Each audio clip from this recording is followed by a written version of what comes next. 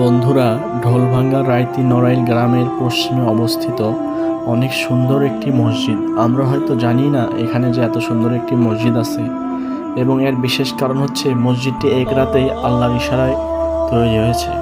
তো আসুন আমরা সবাই মিলে মসজিদটি দেখি এবং মসজিদটির সৌন্দর্য উপভোগ করি।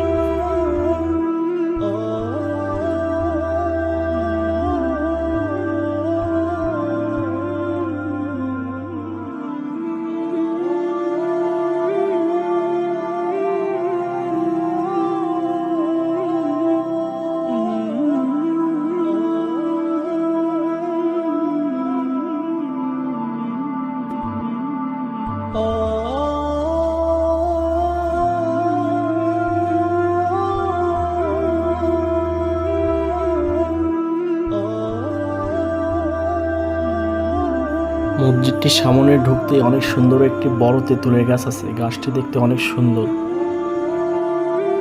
এখানকার লোকমুখে শোনা কথা যে মসজিদটির কাজ পুরোপুরি সম্পূর্ণরূপে হয়নি, যার কারণে মসজিদটির সামনের দরজাগুলো কাটা হয়নি। আর মসজিদটি দেখতে কিছুটা ঈদগাহের মিনারের মতো।